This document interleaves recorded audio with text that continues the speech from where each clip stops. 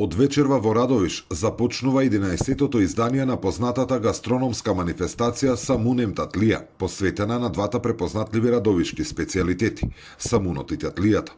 Фестивалските денови ќе траат до 16 ноември, а за тоа време се очекува да бидат подготвени повеќе илјади автентични радовишки самуни.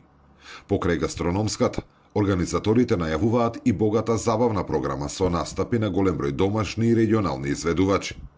Градоначалникот на Радовиш Љупче Почивалец вели дека и покрај краткиот период за организација поради изборите, успеале да ја подготват манифестацијата која има големо значење за промоција на градот и општината, како и за развојот на локалната економија. Ветивме дека по завршувањето на изборите ќе организираме традиционалната манифестација во Радовиш Самун ем татлија и само 2 недели по завршувањето на изборите успеавме да ја организираме и еве овој викенд, 14, 15 и 16 ноември, во Радовиш ќе се одржи 11-тата поред традиционална Самун ем татлија. Со одлука на Советот на општина Радовиш, за време на 3 фестивалски дена, паркирањето во градот ќе биде бесплатно за сите посетители.